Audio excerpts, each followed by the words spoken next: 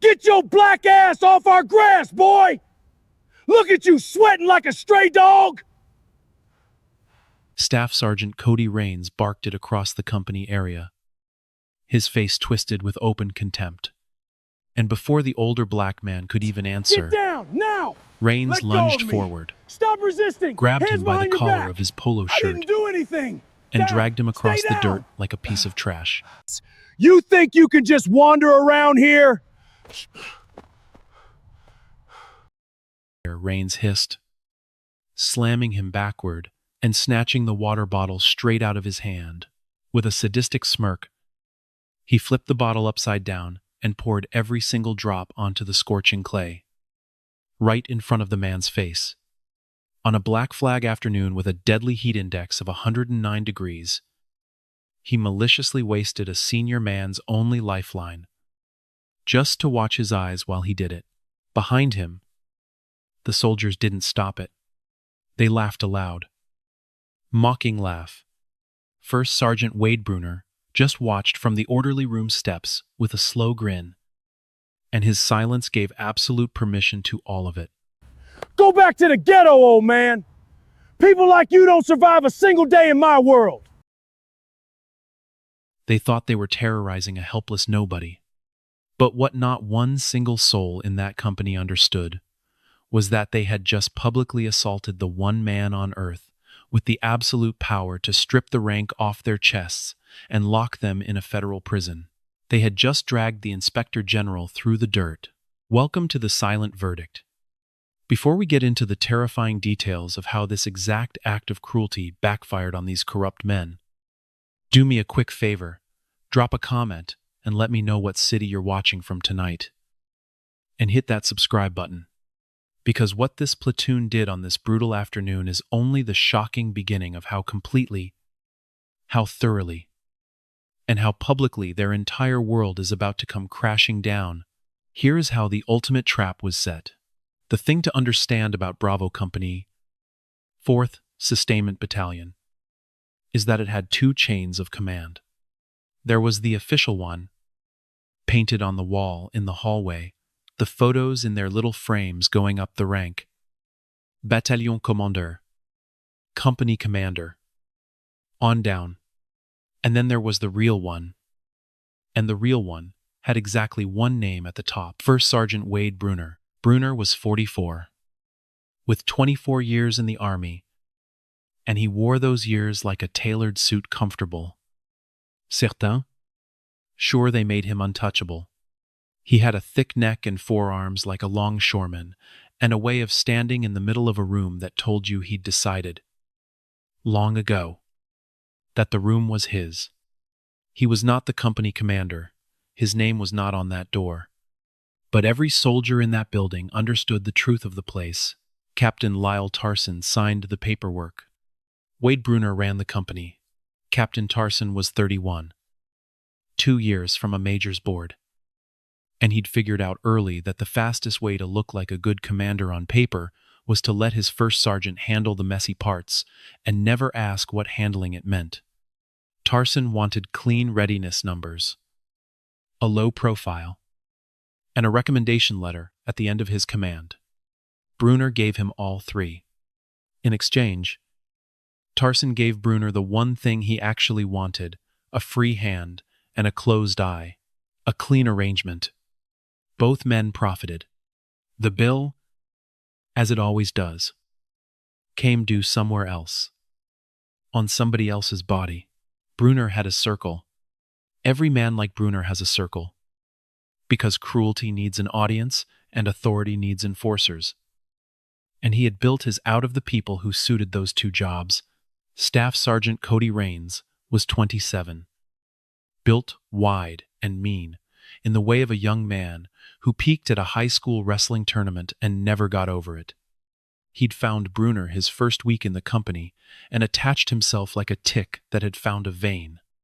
Rains did the things Bruner wanted done, but didn't want his own hands on. Ran the smoke sessions, found the new soldiers' weak spots, held the phone when there was something worth recording for the group chat. Bruner liked having him around the way a man likes a dog that bites on command. Sergeant First Class Marv Kessler was 46 and red in the face from sun and resentment both.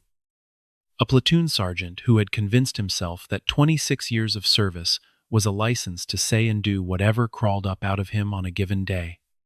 The bitterness had been in him so long, it had stopped looking like bitterness and started looking like personality, he believed.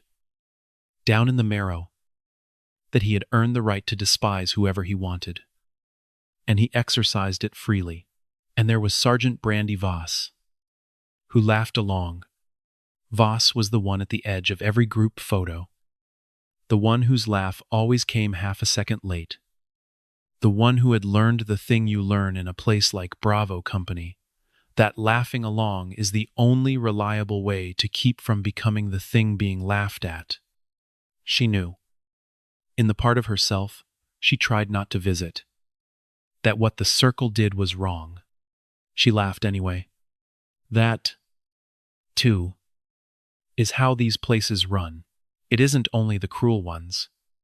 It's everybody who decides their own safety is worth more than somebody else's dignity. The whole quiet arithmetic of a building full of people choosing, every day, to look at the floor. The Bravo Company that Brunner built ran on fear and on metrics, and the two fed each other. The numbers were good because the soldiers were terrified, and the soldiers stayed terrified because nobody up the chain wanted to look too hard at the price of good numbers. Battalion left Brunner alone. He made the colonel's slides look right, and the colonel passed them to brigade, and brigade was happy. And everybody above the level of an actual human being who had to live inside that company was, in the parlance of the briefings, satisfied. There was one more name in Brunner's circle. But this one didn't wear company crest. This one wore the highest enlisted rank in the building.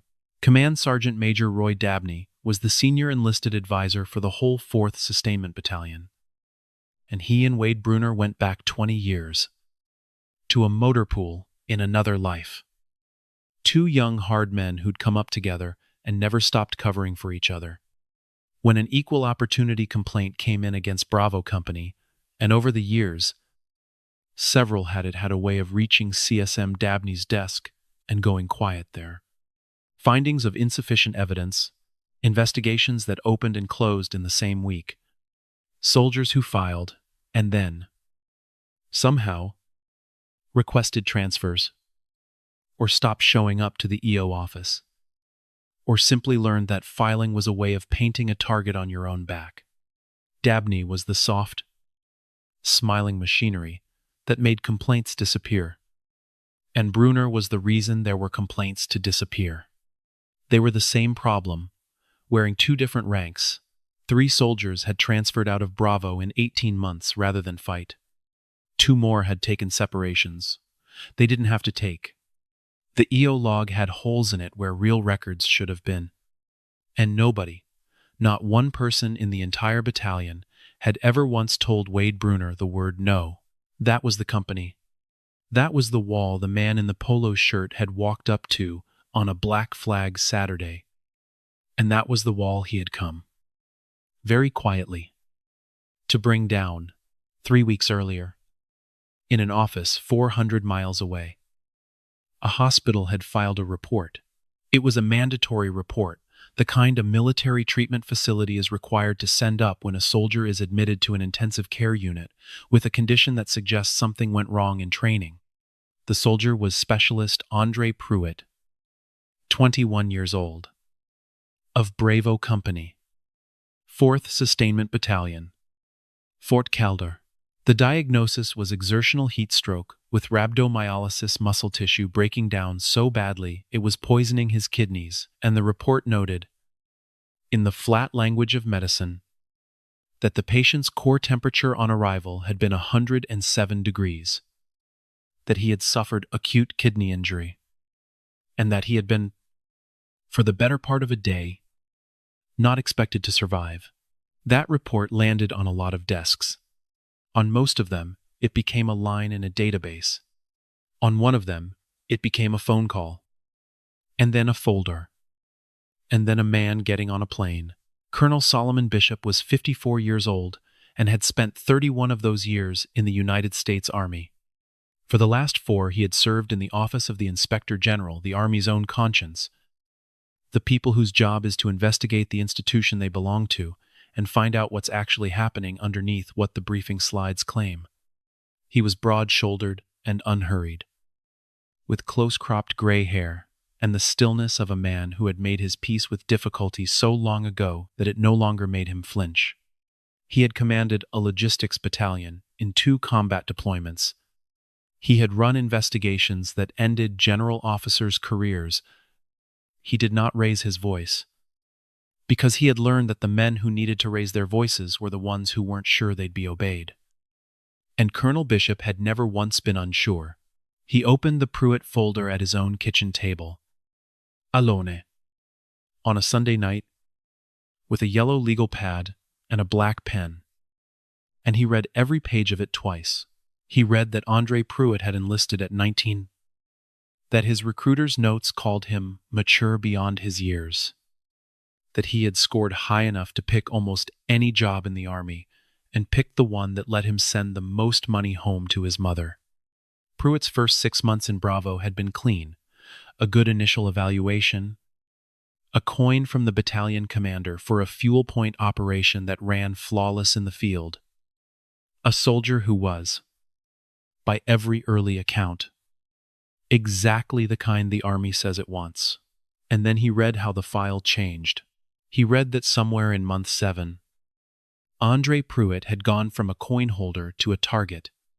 The counseling statements started vague ones, the kind that name a general mood instead of a specific failure attitude. Bearing. Failure to meet the standard. With no standard named. Extra duties piled on for infractions. Nobody could quite document. Then the corrective PT, the polite term the regulations use for what soldiers call a smoke session. Being run and dropped and pushed under an NCO's supervision until the body quits. The regulations allow corrective training only when it is reasonable, related to the deficiency, and not designed to humiliate or harm. Everything in Andre Pruitt's file was designed to humiliate and harm.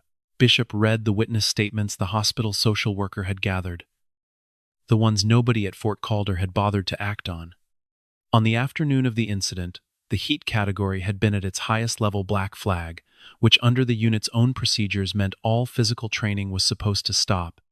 Instead, Staff Sergeant Cody Rains had taken Pruitt out alone, onto the backfield, away from everyone, and run him for 2 hours. Other soldiers heard Rains tell Pruitt he was soft, that he didn't belong here, that your people always quit. When Pruitt asked for water, Rains told him water was for soldiers who'd earned it. Pruitt went down, and Rains waited. The statements differed on how long, but none said immediately, before calling anybody. When the medics finally loaded him into the ambulance, his eyes were rolled back, and his skin was hot and dry to the touch. And a hot, dry man, on a 109-degree day, is a man whose body has already stopped being able to save itself. And then Colonel Bishop read the line that made him set down his pen. The unit's heat category log for that afternoon, the official record of what the flag conditions had been listed. The heat category as yellow, moderate, a level at which training continues normally. Somebody had written yellow in the log for an afternoon when the post weather station, the one Bishop could pull independently, had recorded a heat index of 109 and a black flag flying over every other unit on Fort Calder. Somebody had changed the record. That was the moment the Pruitt case stopped being a tragedy and became a crime. A heat injury is a tragedy. A heat injury caused by a malicious, race-targeted smoke session in conditions that should have stopped all training, followed by the falsification of an official record to cover it up, that is a chain of federal offenses. And Colonel Solomon Bishop had spent 4 years learning exactly how to follow a chain like that. Link by link, all the way back to the hand that forged the first one. He closed the folder. He sat with it for a long moment in the quiet of his kitchen. Then he did the thing he never told anyone he did. The thing that lived underneath the colonel's eagles, and the calm voice, and the 31 years. He let himself remember being 19. He let himself remember a young private named Solomon. Skinny and scared. 3 months into his first unit, and a sergeant who had decided that private would be the company's entertainment that summer. The runs in the heat, the things that sergeant said, the particular loneliness of being the one everybody laughed at and nobody helped. He remembered the afternoon he had stood in a latrine and looked at himself in a scratched metal mirror and understood, with a flat 19-year-old certainty, that he was not going to make it, that this was who he was now. A thing being broken in pieces by men who would never face a single consequence for breaking him. And then he let himself remember the other sergeant, the one whose name was Sergeant First Class Earl Dawes, a quiet older man with a gray mustache who had walked up to that private one evening and said 5 words that Solomon Bishop had carried for 35 years. "I see what's happening." So, Earl Dawes had seen it. And Earl Dawes had done something about it, quietly and completely. And a young private who was about to disappear got to stay, got to grow up, got to become a colonel. Because one man with a little bit of power had decided that a kid he had no reason to care about was worth the trouble. Colonel Bishop became, on purpose, the man Earl Dawes had been. That was the whole secret of him. Every unit he walked into looking for the next Andre Pruitt. He was also, every single time, walking in for the 19-year-old in the latrine. The one nobody had come for yet. He did not fly to Fort Calder and announce himself. A unit performs for an inspector the moment a colonel's name hits the visitor log. Every smoke session stops. Every record gets straightened. Every cruel man in the building puts on his Sunday manners and waits for the danger to pass. The truth of a place doesn't show itself to the powerful. It shows itself when the people in charge are certain nobody who matters is anywhere nearby. So Colonel Solomon Bishop landed at Fort Calder on a Friday night, checked into the transient lodging under his own name on a reservation that listed him only as DA Civilian Logistics, put on a polo shirt and a ball cap on Saturday morning, and drove out to the Bravo Company area to walk the ground while nobody who mattered was watching, and Staff Sergeant Cody Rains poured out his water in the dirt and called him boy. Here is what the laughing soldiers did not see.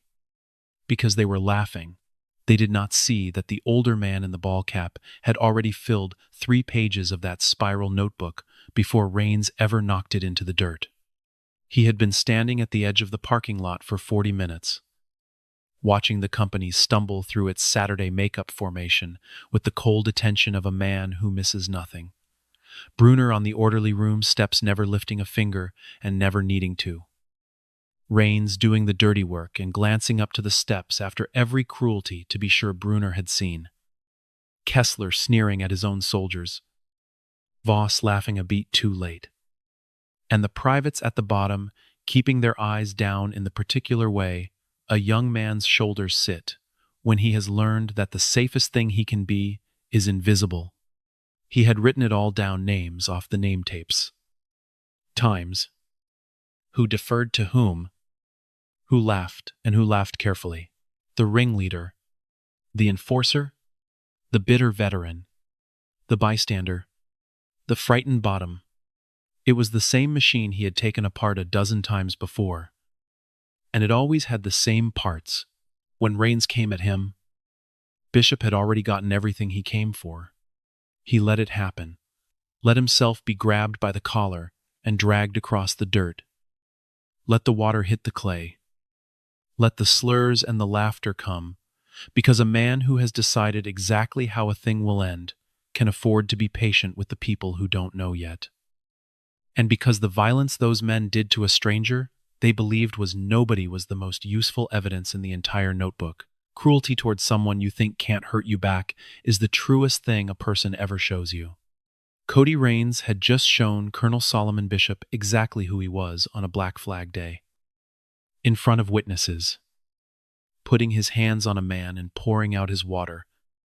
The precise crime, in miniature, that had nearly killed Andre Pruitt 3 weeks before. And he had done it, though he did not know it yet, to a senior colonel of the United States Army, which made it not just cruelty, it made it a felony.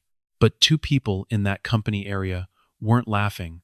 The first was a sergeant named Reina Soto, 28, a squad leader, 5 years in, who stood at the edge of the formation with her jaw tight and her eyes on the older man in the ball cap. An expression Bishop clocked at once and filed away. Not amusement. Not the careful blankness of the survivors. But something harder and more useful. She was watching the humiliation the way a person watches a thing they have privately decided they are not going to keep tolerating. Soto had refused to run Brunner's smoke sessions and taken a needs improvement for it, courtesy of Kessler. She had been quietly keeping her own records for 8 months, because something told her someday somebody would ask and she wanted to be ready. She didn't know who the man in the ball cap was. She knew only that when Rains poured out his water, the man looked at him with no fear at all, and that it was the first time in a long while she'd seen anyone look at Cody Rains without fear. The second person who wasn't laughing was a 19-year-old private named Trevor Lund.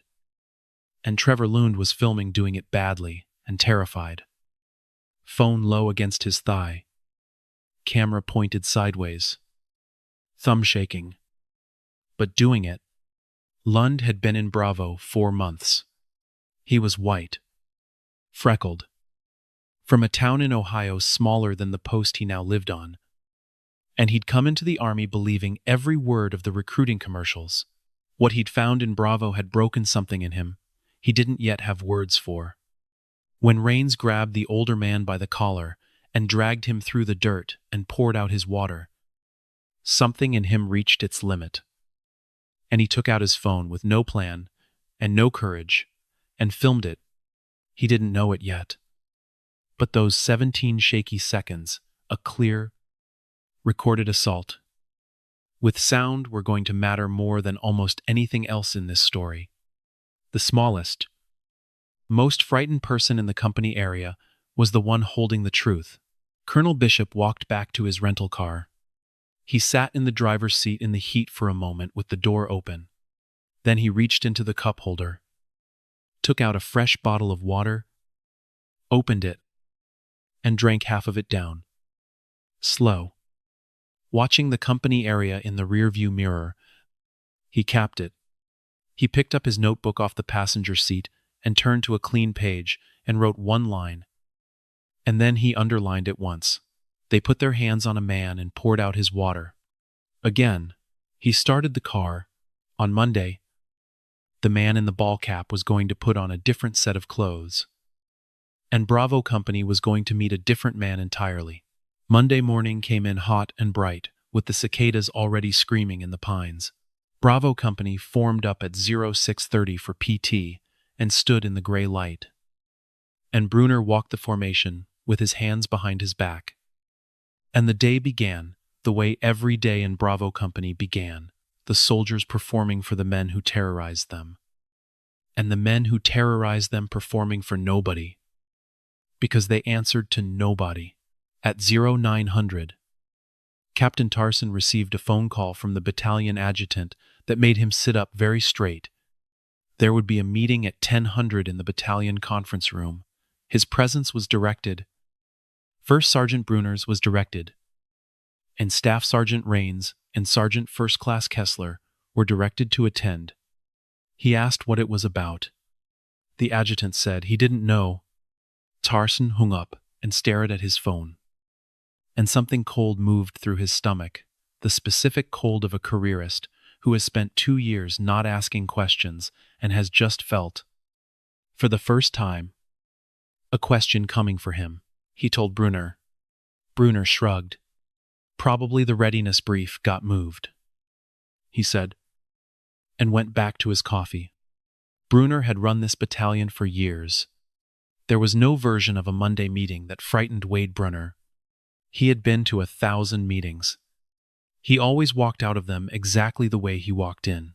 Atinhutna, Captain Tarson, First Sergeant Brunner, Staff Sergeant Rains, and Sergeant First Class Kessler walked into the battalion conference room.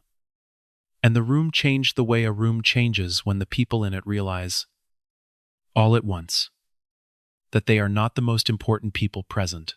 The battalion commander was there, Lieutenant Colonel Hargrove, a fence-sitter who had spent his command preferring not to know things, now wearing the pale expression of a man who'd been told something that morning he very much wished he hadn't. Command Sergeant Major Dabney was there, and Dabney's smiling. Easy face had a tightness around the eyes Brunner had never once seen on it in 20 years. And standing at the head of the table, in the Army combat uniform of a full Colonel Silver Eagle on his chest, Inspector General's insignia on his collar, a thick black binder squared in front of him, was a broad-shouldered older man with close-cropped gray hair, who looked up as they entered and met each of their faces in turn with a calm so total it stopped the four of them in the doorway. Staff Sergeant Cody Rains felt the blood leave his face before his brain had even finished the recognition. He knew the face. He could not place it for one full, horrible second. And then he placed it, and the bottom of the world dropped out from under him. The ball cap, the polo shirt, the water poured out in the dirt. The old man he had grabbed by the collar and dragged across the company area on Saturday, the one he'd called a stray dog, and told to go back to the ghetto, that man was standing at the head of the table in the uniform of a full colonel. Brunner placed it half a second after Rains did. Bishop watched it happen on the first sergeant's face, the flicker, the recalculation, the first crack in 24 years of certainty, and then watched him do the thing the dangerous ones always do, shove it all back down. Arrange his face into something composed. And wait. Brunner was not stupid. That was the first thing Bishop had understood from the file. And it was confirmed now. A stupid man would have gone red and started talking. Brunner went still. And watched. And waited to find out how much trouble he was actually in before deciding how to lie about it. Take your seats. Gentlemen, Colonel Bishop said. They sat. He let the silence run. He had learned the value of silence from men, far more powerful than anyone in this room. And he used it now the way a surgeon uses a blade without hurry, without waste. Exactly as long as the moment required. The four of them sat, and the seconds stretched, and the air conditioning hummed, and somewhere out the window a formation was running cadence. And Colonel Bishop simply looked at them, one at a time, and let them feel the floor moving. My name is Colonel Solomon Bishop, he said finally. I'm an investigating officer with the Department of the Army Inspector General. As of this morning, I am conducting a formal command climate and command discipline inquiry into Bravo Company, 4th Sustainment Battalion. He opened the black binder. He did not look down at it. He looked at them. Some of you have already met me. His eyes moved to Rains and stayed there for 2 full seconds. Rains looked like a man who wanted to slide out of his own skin and leave it sitting in the chair. On Saturday afternoon, Bishop continued, in the same even, unhurried voice.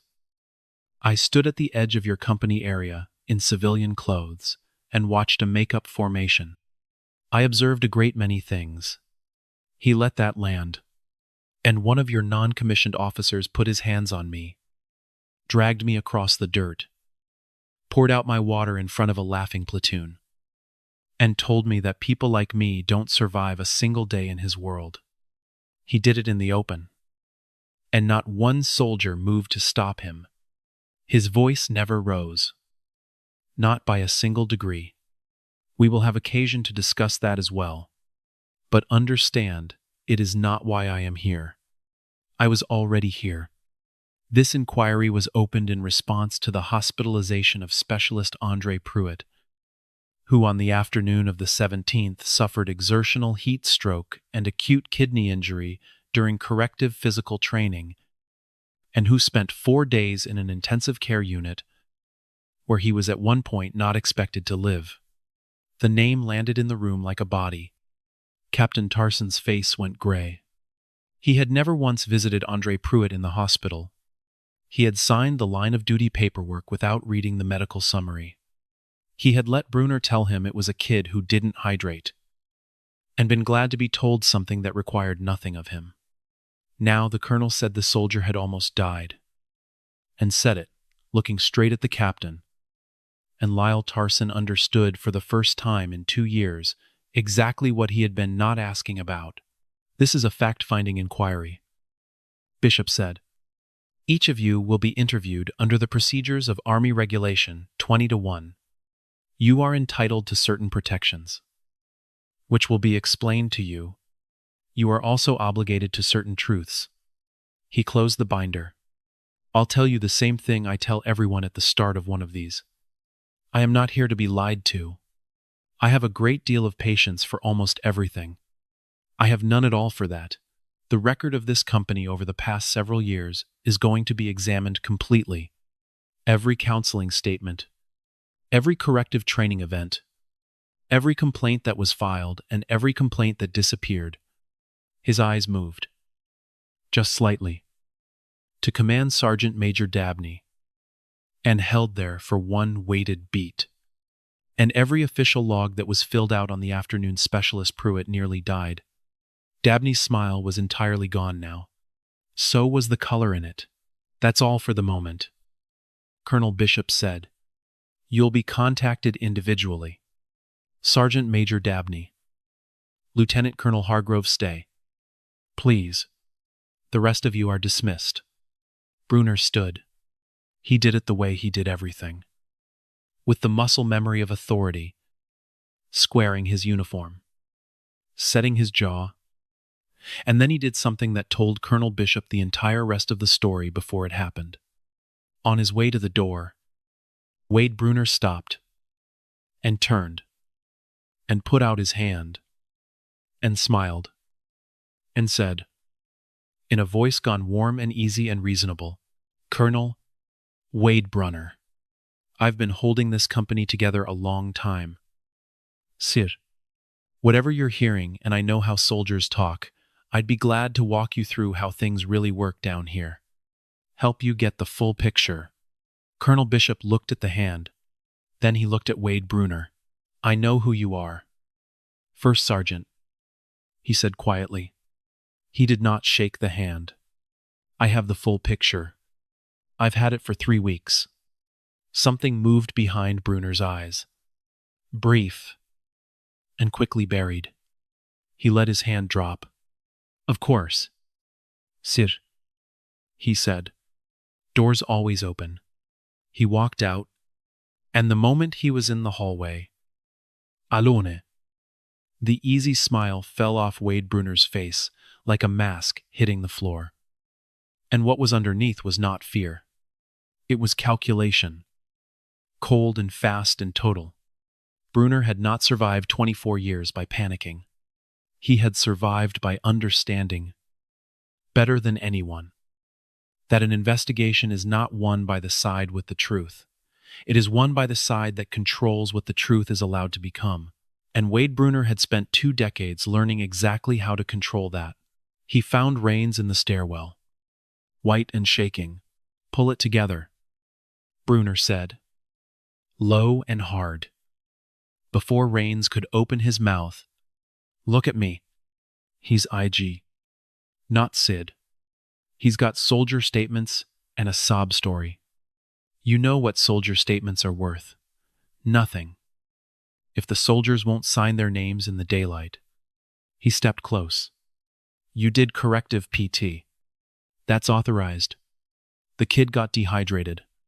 That's on the kid for not drinking water. There's no story here, unless people give them one. So nobody gives them one. You don't apologize. You don't admit a damn thing. You encountered some civilian on our grass, and you told him to move along. And that's the whole truth of Saturday. He gripped Rains's shoulder. We don't crack. We make him spend 6 months chasing ghosts. And then he writes a report nobody reads. And he leaves. And we're still here. We're always still here. What Brunner did not understand, what men like Brunner never understand, because their whole strength is built on the belief that no one is ever really watching, was that on the other side of the post, Colonel Solomon Bishop was already 3 moves ahead of him, and that the ghosts Brunner thought would never sign their names in the daylight were about to start lining up at the colonel's door. Bishop set up in a small borrowed office in the garrison headquarters building, well away from the battalion area, and began the patient, methodical, unstoppable work that was the actual substance of who he was. He requested every personnel record in Bravo Company, the EO complaint log for the battalion going back 6 years, the maintenance and training records, the duty rosters, the heat category logs, and the sworn statements the hospital had collected. He requested Andre Pruitt's complete medical file and read it the way he read everything, all the way through, twice, and he started interviewing soldiers. He did it carefully. He brought them in, not in a way that marked them not summoned in front of the company, not pulled from formation but quietly, one at a time, framed as routine inquiry interviews, the kind of thing that on paper looked like nothing. He sat across from each soldier with the same calm, open expression, and did the hardest thing an investigator does, which is not to push. He let the silences sit. He asked simple questions and waited, and let the soldiers decide, in their own time, whether this man was safe. Most of the senior NCOs gave him nothing. Closed faces. Careful answers. The practice nothing of people who had learned that nothing was the only safe thing to give. They had learned it from Dabney and from Brunner. And they gave it to Bishop. And he wrote down the nothing too, because the shape of who refuses to talk is its own kind of evidence. But the junior soldiers were different. A specialist named Marcus Bell came in for a 20-minute interview and stayed for 50.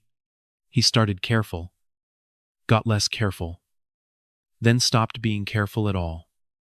And he told Bishop, hands knotted on the table, about a culture he had spent 2 years afraid inside of. Smoke sessions that weren't corrective, just cruelty with a regulation number stapled to it. The things Raines and Kessler said, the way it landed hardest. Always. On the same kind of soldier, he'd thought about saying something 100 times and never had. Because everybody knew what happened to the ones who said something. They got a target. They got Sergeant Pruitt's life. He was the 4th soldier to tell Bishop something real. By the end of the week, he was one of 11. And then there was Sergeant Raina Soto. She came in on Wednesday. And Bishop knew her the moment she sat down, the squad leader from the formation. The one who hadn't laughed. The one with the hard, decided expression. She sat across from him with her back straight and her hands flat on the table. And she looked at him for a long moment before she said anything. And then she said, I know who you are now. I looked you up. I want to know what happens to me if I tell you the truth. Bishop respected it. It was the right question, the only question. Really. For a person in her position, he answered it honestly. He explained the protections, the regulation, the fact that her cooperation could be placed on an official, protected record, and that retaliation against a witness in an IG inquiry was itself a serious violation. He did not promise her it would be easy or safe. He told her the truth that what she was deciding to do was hard, that he couldn't make it not hard, and that he'd watched her in that formation and thought she was someone who had already decided, a while ago, that there were things worth the trouble. Raina Soto reached into her cargo pocket and took out a small green notebook, the kind the Army issues by the 1,000, and she set it on the table between them. 8 months, she said. every smoke session that wasn't right. Every time Kessler put a soldier on a detail that didn't make sense. Every time I heard Rains say something to Pruitt. I wrote it all down because nobody was writing it down. And I figured someday somebody'd want it. She slid it across the table. I guess somebody finally does. Bishop opened the notebook to dates. Times. Names in a small, precise hand. And understood he was holding 8 months of the exact corroboration that turns a pile of, he said. She said into a case that cannot be moved. He looked up at her. There's something else. Reina Soto said. A kid in my squad, Private Lund. He filmed Saturday. When Rains poured out your water, she paused. And I think he's got something from before. From the day with Pruitt. He hasn't said it straight out. But the way he won't talk about that day, she stopped. He's 19 and scared out of his mind. But he's got something. I'd stake my career on it. She had no idea how true that was about to become. That evening, Bishop sat alone in the borrowed office with the green notebook and his own black binder open side by side and cross-referenced them line by line.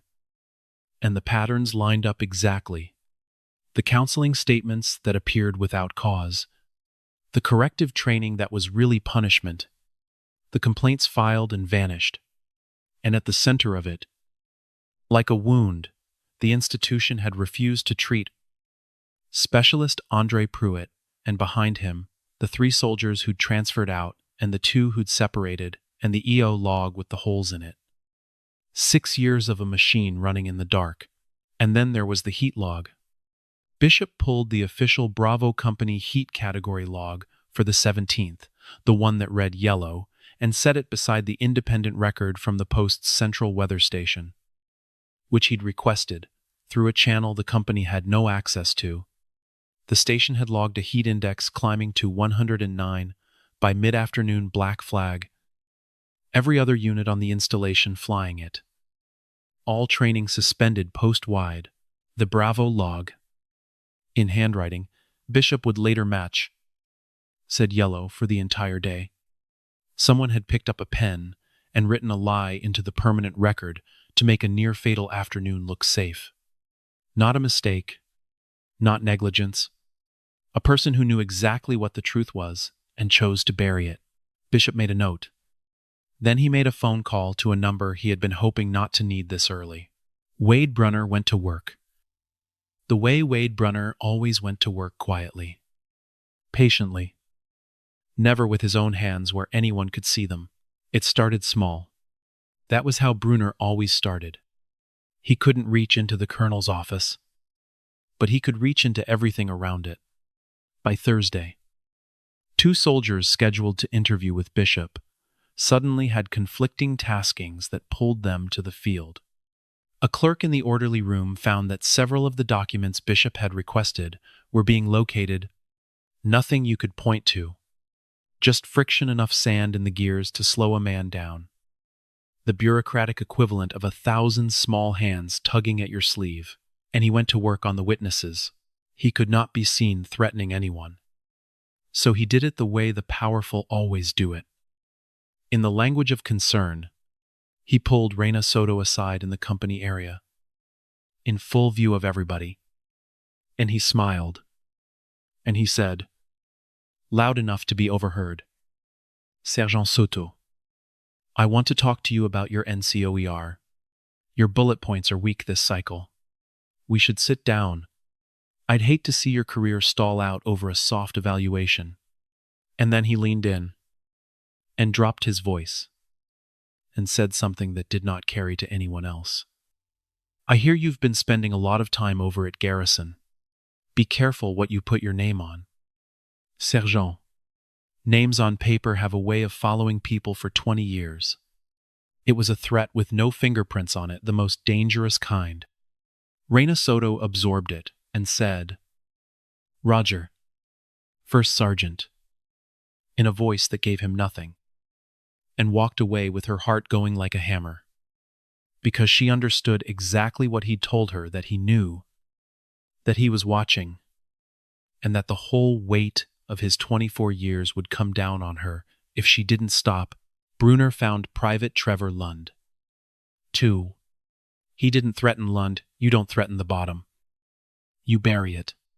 He had Kessler reassign Lund to the worst details in the company: the overnight staff duty and the latrine cleaning and the holiday charge of quarters shifts, and had Rains start in on the boy in formation. The casual, grinding public cruelty that was Bravo Company's specialty, until Trevor Lund was so exhausted and frightened and alone that the idea of walking into the colonel's office and saying what was on his phone felt like walking off a roof. And Brunner did one more thing. The smartest and the worst thing. The thing that was going to end up being the rope he hanged himself with. He went to Command Sergeant Major Dabney. The two met after hours. Door shut. And Brunner laid it out the way. He'd laid out 100 problems to Dabney over 20 years. The colonel was building a case. He had Soto talking. There was a kid with a phone. It needed shutting down before the inquiry found its footing. You've done it before. Roy, Brunner said, complaints come. Complaints go. This one's no different. It just needs the right hand on it. Dabney sat behind his desk and turned it over. And for the first time in 20 years, something in him hesitated. He had heard the colonel say Specialist Pruitt spent 4 days in an intensive care unit where he was not expected to live. And every official log that was filled out on the afternoon, Specialist Pruitt nearly died, and Roy Dabney, who had buried complaints for 2 decades, understood that a buried complaint and a near-dead soldier with a falsified record were not the same animal at all. One could end his pension. The other could end his freedom. But Dabney was who he was. He had been covering for Wade Brunner so long he had forgotten how to do anything else. And a man who has built his whole life on one choice will make that choice one more time, even when he can feel the ground giving way. So Dabney made some calls. He leaned on the EO office to slow walk the historical complaint pull. He had a quiet word with the battalion adjutant about the integrity of the process. And he helped Brunner draft a complaint of his own, an IG complaint, against Colonel Bishop, alleging that the colonel had violated procedure by conducting undercover surveillance of the company on Saturday, that he had failed to identify himself, that he had a personal bias, that the entire inquiry was the product of improper methods and should be reviewed and reassigned to a different investigating officer. It was exactly the move Bishop had seen a dozen times, the guilty trying to make the investigator the story, so nobody looks at the crime. Brunner thought he was poisoning the well. Buying time. Putting the colonel on the back foot.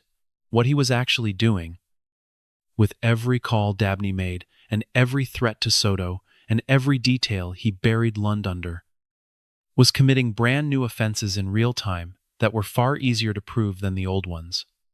Witness intimidation, reprisal against a protected communicator, obstruction of an inspector general inquiry. He thought he was hiding the crime. He was building a fresh one. On the record, while a man who had spent 4 years learning to read exactly this kind of move watched it unfold and quietly wrote down every step, he was not poisoning the well. He was buying Colonel Bishop time. On Thursday night, Raina Soto called Bishop's cell from the parking lot of an off-post gas station, and her voice was tight in a way it hadn't been in the interview. They'd gotten into her car. She told him nothing missing, but the green notebook gone from her console on the one side of the company lot with no camera. They knew that. Bishop was quiet a moment. They're guessing, he said finally, if they had to take it. They don't know what's already in my hands. That's a warning. Sergeant, an ugly one. But a man who breaks into a car to steal a notebook is afraid. And afraid men get sloppy. I have your copy. It's secured. They took nothing that matters except their own composure. Then, more gently, documented photos. The time. The missing camera, and send it to me tonight. We put it on the record. Time-stamped. And it becomes one more thing they can't take back. You did everything right. Sergeant Soto. They're the ones leaving a trail. She sent the photos. Bishop added them to the binder, the 11th entry in a section he had labeled, in his small, precise hand, reprisal. And then, late that same night, the thing happened that broke the case wide open. And it happened the way these things almost always do, not from the top, not from power, but from the smallest and most frightened person finally reaching the end of what he could carry. Private Trevor Lund knocked on the door of Bishop's borrowed office at 2200 hours. Bishop was still there. He was usually still there. The building told you different things when it was empty. He opened the door and found a 19-year-old kid in his PTs, gray-faced and shaking.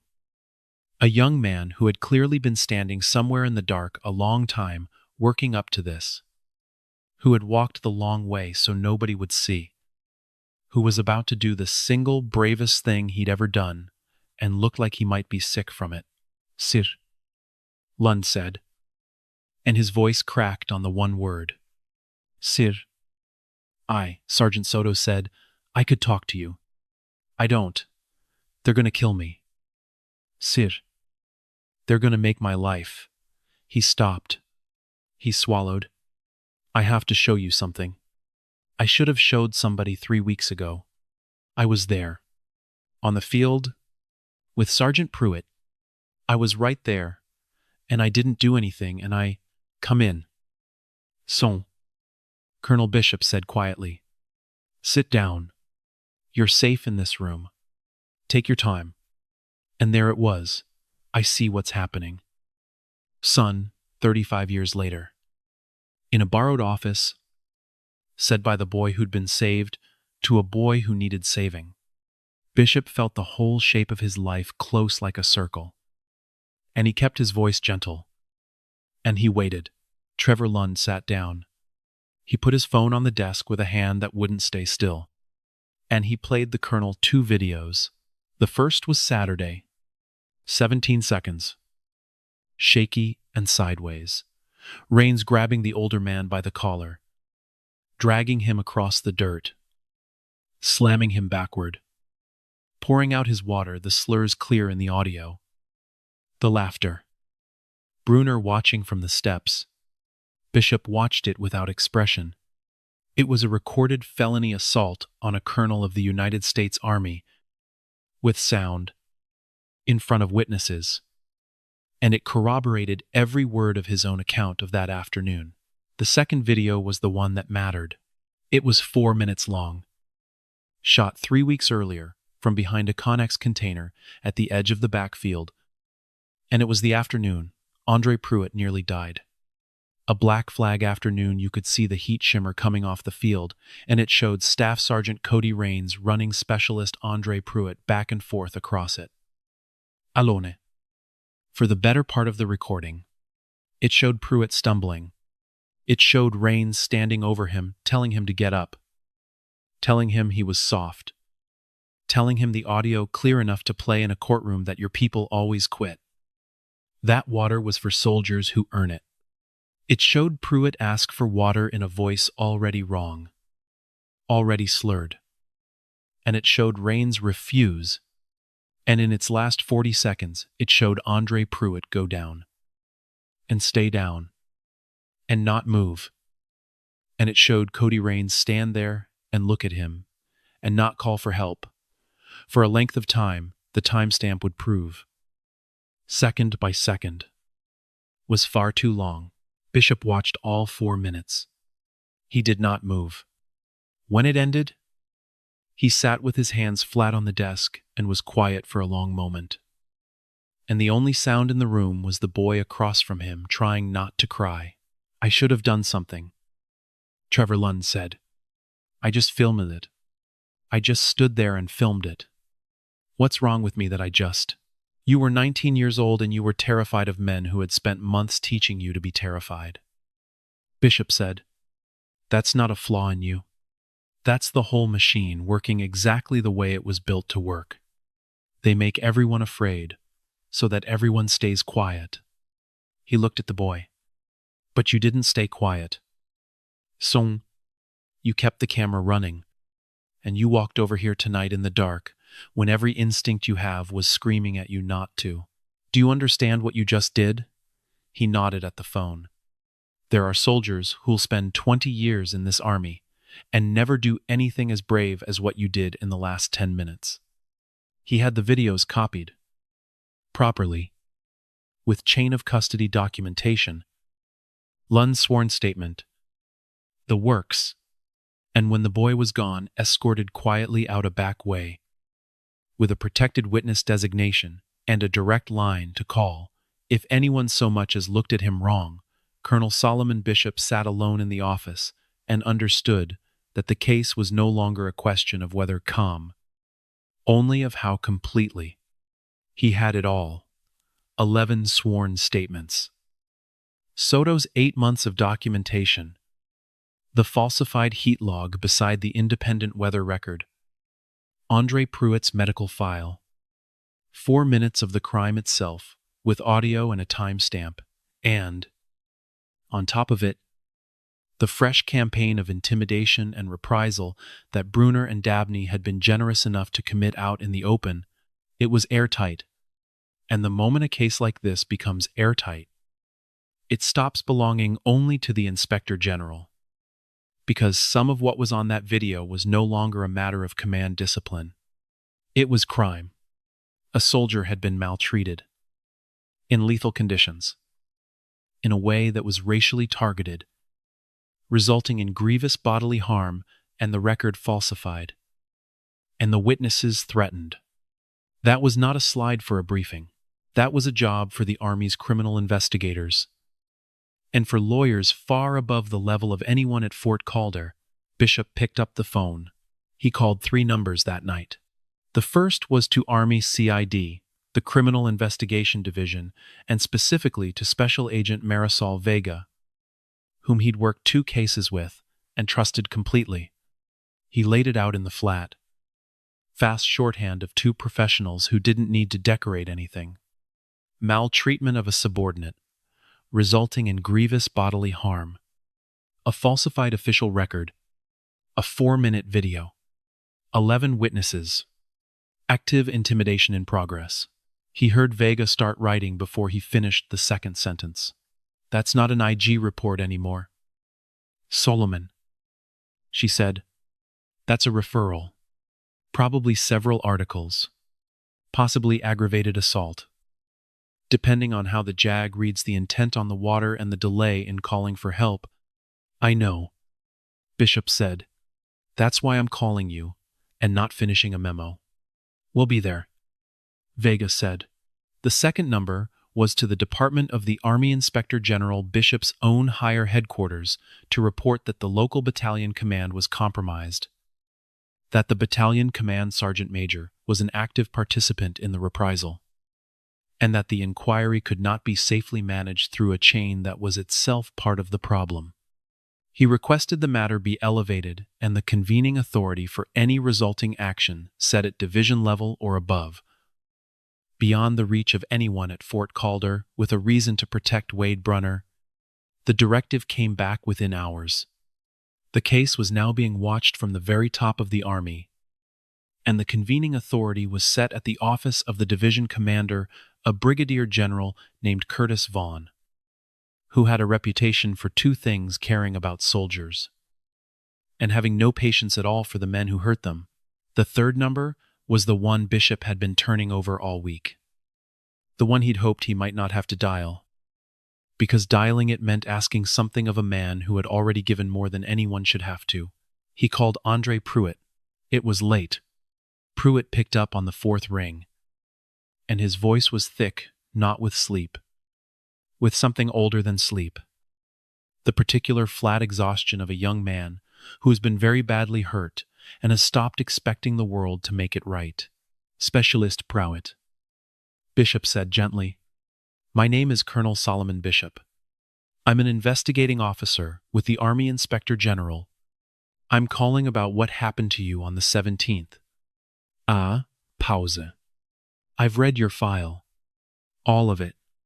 The counseling statements, the corrective training records, the medical summary, the day on the field. Another pause. I know what they did to you. Son. And I know who did it. There was a long silence on the line. Not the silence of a man who had fallen back asleep. The silence of a man who had gone very still. I wondered if anybody was ever going to call. Andre Pruitt said finally. They talked for nearly 2 hours. Bishop sat at his own kitchen table in the dark, with a cup of coffee going cold, and listened the way he'd trained himself over 31 years to listen completely. Without rushing. Without filling the quiet with his own voice. Pruitt talked slowly at first. The careful way you talk about something that nearly killed you, when you're not yet sure the man on the other end deserves the truth of it. He talked about his first months in Bravo. The coin. The genuine belief that he'd found the place he was supposed to be. And then about what came after the counselings out of nowhere. The smoke sessions that weren't corrections. The slow grinding understanding that he'd been chosen and no one was going to take the target off.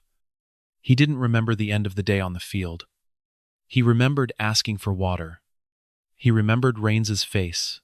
And then he remembered waking up 4 days later with his mother asleep in a chair and tubes in his arm, and a doctor telling him his kidneys had nearly quit. My mama's name is Yvette, he said, his voice flat and factual. The voice of a man describing something he'd already lived through 1,000 times in his head. She drove 11 hours when they called her. She sat in that chair for 4 days. He stopped. I keep thinking about what it would have been like for her if it had gone the other way. Because of a smoke session. Because some sergeant didn't think I should have water. Specialist Pruitt. Bishop said, I'm going to ask you something difficult. And I want you to know that you can say no. And it changes nothing about what's going to happen to the men who did this. They are going to face consequences either way. I have what I need. So you can say no. He paused. But I'm going to ask anyway. Because there's a version of this that's bigger than a report. And you're the only one who can make it that. Ask. Pruitt said, I want you to come back to Fort Calder. Bishop said, when the time comes. In uniform. I want you to be in the room when this ends. The silence on the other end was the longest yet. You want me to walk back in there? Pruitt said quietly. In front of all of them. Yes. Bishop said, I know exactly what I'm asking. I know what that building did to you, and what it's going to cost you to walk back into it. I wouldn't ask if it didn't matter. But I've done this a long time.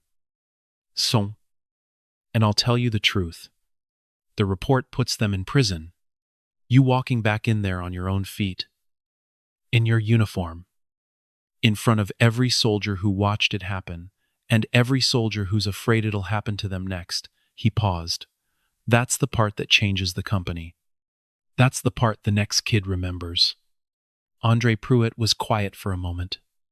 Bishop could hear him breathing. Slow. In and out. Tell me what you've got.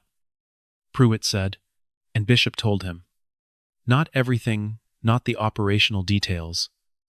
Not the things he was still protecting, but enough. The video. The witnesses. Soto's notebook. The falsified log. The scope of what was coming. When he finished, there was a pause. And then Andre Pruitt said, in a voice that had something new in it. Something that hadn't been there at the start of the call. Okay, he said. Okay, tell me when. Bishop hung up and sat with the phone in his hand in the dark of his kitchen. And he did not sleep that night either. He thought about a 21-year-old who'd nearly died for asking for water. And a mother named Yvette who'd driven 11 hours and sat in a chair for 4 days. And about a scratched metal mirror in a latrine 35 years ago, and a gray-mustached sergeant who'd said 5 words. And he understood. The way he understood it every time.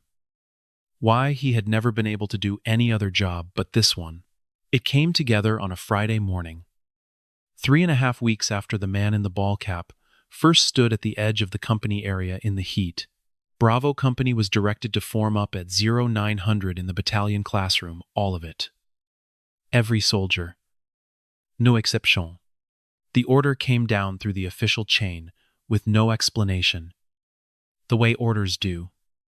And the company filed in not knowing what it was for. Brunner came in confident. Back-channel chatter through Dabney had told him the review of his IG complaint was moving. That there were concerns about the colonel's methods. That this might even be the meeting where the inquiry got reassigned. He expected a room where the tide had turned his way. He had been walking into rooms and out of them unchanged for 24 years. He had no reason on earth to expect this morning would be different. He found Colonel Solomon Bishop standing at the front in full uniform. Calm and squared away. The black binder closed on the lectern before him, and an expression like a man who had decided a long time ago exactly how this would go, and was simply waiting for the room to catch up. The soldiers filtered in, registered the colonel at the front, and went quiet.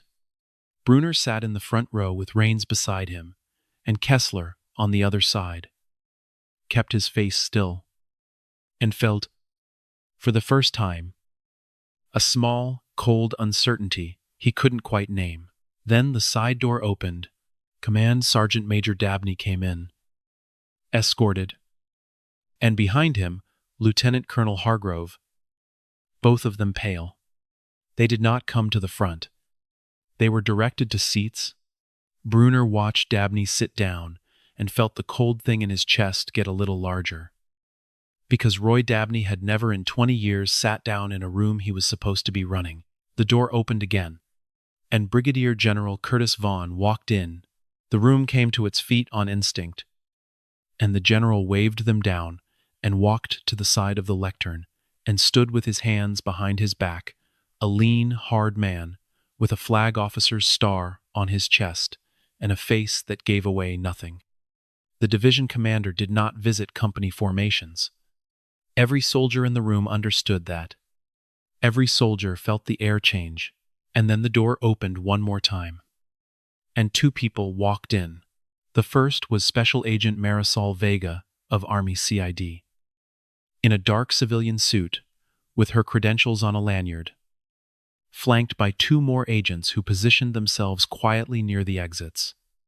She did not look at anyone in particular, which somehow made everyone in the room look at her, and the second person who walked in was Specialist Andre Pruitt.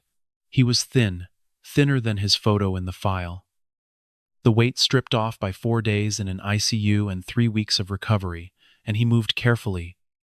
The careful way of a body that has been badly hurt and is still finding its way back. He wore his uniform, pressed and straight. The creases sharp. He had clearly spent a long time on it. He stood in the doorway a moment, and Bishop could see what it cost him to be there. In that building, in front of those men, in the set of his jaw, and the way his hands stayed perfectly still at his sides through what had to be an enormous act of will. His eyes moved once across the room, found Cody Rains, and stopped. Rains looked back at him, and the blood went out of his face, and something crossed it raw and ugly, and gone in an instant. And then Cody Rains looked at the floor and could not make himself look up again. Andre Pruitt found a place to stand against the wall. Yvette Pruitt, his mother, who had driven 11 hours again, who would not have missed this for anything in the world, stood beside him and put her hand on her son's arm. Once, and then let it rest at her side. Colonel Bishop stepped to the lectern. "Good morning," he said. His voice carried to every corner of the silent room without his ever raising it. "Before we begin, I have some introductions to make." He introduced Brigadier General Vaughan, the convening authority. He introduced Special Agent Vega of the Criminal Investigation Division. He stated their titles plainly. The way you state facts that don't need decoration. And he watched the understanding move across the room like a shadow. 3.5 weeks ago, Bishop said, an inquiry was opened into this company following the hospitalization of one of your own, Specialist Andre Pruitt. He let the name land. That inquiry is complete. What it found is now a criminal matter. And the Criminal Investigation Division has assumed that portion of it. He opened the binder. I'm going to tell you what we found, he said, because every soldier in this room has been living inside it. And every soldier in this room deserves to hear it said out loud, in the daylight. For once. And he told them. He did not raise his voice once. He laid it out the way he laid everything out completely. In order, without mercy and without heat. A pattern of corrective training that was not correction but cruelty. Counseling statements manufactured to build a paper case against soldiers who had done nothing. Complaints filed and buried. The soldiers, by name, who had been driven out of this company over 6 years, and the afternoon of the 17th, the black flag conditions, the solitary smoke session on the backfield. The water denied. The word said. The soldier who went down and stayed down, and the delay before anyone called for help, and I want to be very specific about one thing, Colonel Bishop said, because it is the thing that turns a tragedy into a crime.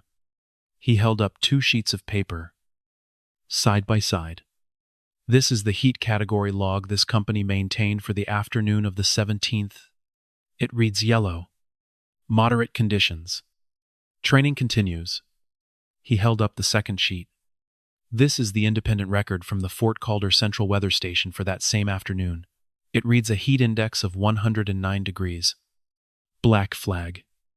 All physical training suspended. Post-wide. He set them down. Someone wrote a lie into the permanent record of the United States Army to make it appear that the conditions in which Specialist Pruitt nearly died were safe. We know whose handwriting it is. That is no longer corrective training. That is falsification of an official record and obstruction. And it is one of several charges that are going to be preferred today. He let that settle. Then he said, there is one more thing this company needs to see. He nodded toward the back of the room. And the screen on the classroom wall came to life. And Bravo Company watched 17 seconds of shaky of dot. Sideways video. A staff sergeant grabbing an older man in a civilian polo shirt by the collar, dragging him across the dirt, slamming him down, and pouring out his water while a platoon stood and laughed. Some of the soldiers in that room had been there on Saturday. They had watched it happen with their own eyes and told themselves it was nothing, some lost old man who'd wandered onto the wrong end of the post. Now, watching it on the wall with a full colonel standing beneath the screen, they understood all at once exactly who that old man had been. The clip ended. Nobody in the room was breathing. The man in that video is me. Colonel Bishop said quietly, on a black flag afternoon, a non-commissioned officer of this company put his hands on a colonel of the United States Army, dragged him across the ground, poured out his water, and told him that people like him don't survive a day in his world because he was certain I was no one he would ever have to answer to. He was wrong about that. And that assault, captured on video, in front of all of you, is also one of the charges being preferred today. He closed the binder. Specialist Pruitt, he said, and his voice changed. Just slightly. Just enough. Would you like to say anything? The room turned, and Andre Pruitt stepped away from the wall and looked directly at the men who had done it. And when he spoke, his voice was quiet and steady and left no room anywhere for misunderstanding. My mama drove 11 hours when they called her and told her I might not make it, he said. She sat in a chair next to me for 4 days. And the whole time, I kept thinking I almost died because I asked for water. That's it. That's the whole thing. I asked a man for water on a day it was 109 degrees.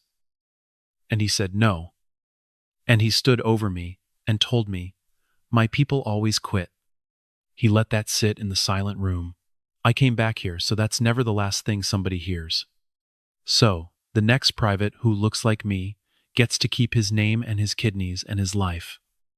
I came back, so y'all have to look at me standing up. He paused, and his jaw was tight, but his eyes were clear. I'm still here, and I'm not soft. I'm the only one in this room who's not. Nobody spoke. The silence in that room was enormous, and it pressed down on every person in it.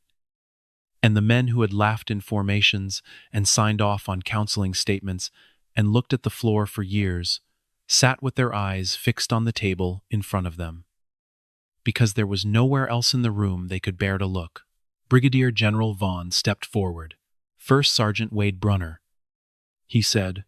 The name landed like a stone dropped into still water. Brunner looked up, and his face had gone somewhere that faces go when every defense a man has built over 24 years collapses in the same moment, a rigid, terrible blankness. A man performing composure while the floor came apart under him. Effective immediately. General Vaughn said, his voice filling every inch of the room. You are relieved of your position as First Sergeant of Bravo Company for cause. You are suspended from all duties pending court-martial. Charges are being preferred against you under the Uniform Code of Military Justice, including cruelty and maltreatment of subordinates, dereliction of duty, making a false official record, and obstruction of justice. You will surrender your weapon, and you will be escorted from this formation. Sergeant Major Dabney's role in the reprisal against witnesses in this inquiry is also under investigation. And he is relieved as of this morning as well. Brunner stood. He did it slow. The muscle memory of 24 years. Squaring a uniform that was about to mean nothing. For one moment he looked like he might speak the old reflex. The last automatic reach for a world where he could talk his way out of anything. He looked at General Vaughn's face, and Viga's, and the silver eagle on the colonel's chest. And the words did not come. There was nothing left to say them to. He let the CID agents escort him toward the door, his back straight and his face empty. And on his way out, he passed within a few feet of Andre Pruitt, who did not move, who stood absolutely still with his hands at his sides, and watched the first sergeant pass with an expression that carried 3 weeks in an ICU and 3 years of being chosen and a lifetime of being told it didn't matter. It mattered. The door swung shut behind Wade Brunner with a sound like a period at the end of a very long sentence. Special Agent Vega stepped forward. Staff Sergeant Cody Rains. Rains looked up, and for one unguarded second, his face was completely open, stripped of the grin. The swagger. Everything the backfield and the company area had been built on. What was underneath was something much smaller than the man who had poured out a stranger's water in the dirt for an audience. You are being placed in pretrial confinement, Vega said, pending charges that include cruelty and maltreatment of a subordinate, willful dereliction of duty, resulting in grievous bodily harm, assault and battery upon Specialist Andre Pruitt, and assault upon a commissioned officer, the investigating officer of this very inquiry. These charges are supported by 11 sworn witness statements, the documentation of Sergeant Reyna Soto, the medical records of Specialist Pruitt, and 2 recordings, with audio 4 minutes from the field on the 17th, and 17 seconds from this past Saturday. Her voice did not rise or fall. It didn't need to. You will surrender your weapon. You will come with us. Rains's mouth opened. Whatever was going to come out of it died there. He stood, and his hands wouldn't quite work. And the agents took him out the same door Brunner had gone through. And it swung shut again. Sergeant First Class Kessler was next. He was informed that his pattern of counseling statements and detail assignments was being examined as part of the criminal inquiry, that his signed statements were now evidence, and that he was relieved of his platoon and suspended pending further action. His face collapsed through 3 expressions in 4 seconds. He said nothing, and Captain Lyle Tarson sat in the front row with his hands flat on his knees and was informed by General Vaughn, in front of his entire company, that he was relieved of command for cause that an officer is responsible for everything his unit does or fails to do, and that I didn't know was not a defense available to a commander but a confession. Tarson did not argue. There was nothing to argue. He had spent 2 years not knowing on purpose, and the bill had come due in front of every soldier he had failed. In 3.5 weeks, Colonel Solomon Bishop had not raised his voice one time. He had not threatened a single man. He had not needed to. He had simply gathered the truth, link by link, and laid it on the table where the whole world could see it, and let it do what the truth does when it is finally allowed into the daylight. The men who had run that company on shouting and fear had been undone by a man who never once shouted. That is the thing about a reckoning like this one. It does not arrive screaming. It arrives quietly and completely, and there is no arguing with it. A silent verdict. And it was total. The consequences moved fast after that, the way they do once an institution finally decides to act. The criminal cases against Bruner and Rains proceeded to courts martial. The video from the field, the 17 seconds from Saturday, the falsified log beside the weather record, the 11 witnesses, the medical file, the chain of intimidation Bruner had been generous enough to build out in the open. It was, as Bishop had said, airtight. Cody Rains, who had told a man on a Black Flag afternoon that people like him don't survive a single day in his world, was convicted on every serious charge: the maltreatment, the dereliction that nearly killed Andre Pruitt, the assault and battery, and the assault on a commissioned officer, and sentenced to confinement, a dishonorable discharge, and the forfeiture of everything the Army had ever given him. In the end, he was the one who did not survive a day in Solomon Bishop's world. Wade Brunner, who had spent 24 years certain he was the one man no one could touch, was convicted of cruelty and maltreatment, dereliction of duty, false official statement, and obstruction, and a man who had believed his whole life that consequences were for other people learned, at 44, with a finality that could not be appealed away, that they had been waiting for him the entire time. Dabney's reprisal made him the subject of his own proceeding. Kessler took a separation that ended his career and his pension both. Tarson's relief for cause followed him out of the Army within the year. And then there was the part that mattered more than the punishment. The part Colonel Bishop cared about most. The part that was the actual point of all of it. Brigadier General Vaughn directed a full command climate overhaul of the 4th Sustainment Battalion, and he gave it teeth and independence. Every EO complaint filed and buried in that battalion over 6 years was pulled back out, reopened, and reviewed by an office that answered to no one who had buried it the first time. The soldiers who'd been driven out the 3 transfers, the 2 separations were contacted. Everyone told what had been found, and offered redress. A new anonymous reporting channel was established that routed straight to the Division Inspector General, bypassing the company and battalion chain entirely. So the next soldier with something to say would never have to put it in the hands of the people he was saying it about. Heat category compliance was placed under independent monitoring. The post-weather station's readings cross-checked against every unit's log automatically, so no one could ever again pick up a pen and write yellow over a Black Flag day. And mandatory training on the lawful limits of corrective action, what it is for and what it can never be used to do, was built from the Pruitt case and taught with it across the installation. So every NCO at Fort Calder would know exactly where the line was and what waited on the other side of it. Sergeant Reyna Soto was not punished for the weak NCO Brunner had threatened her with. She got something else. Her cooperation. Her courage. And 8 months of documentation kept, when no one else was keeping anything, went into the official record. And Colonel Bishop personally recommended her for a position she should have had 2 years earlier. When he told her, he was careful to say the thing he needed her to understand. This is not a reward for the last 3 weeks. I watched you in that formation on the first day. Sergeant, you were keeping records before anyone asked you to.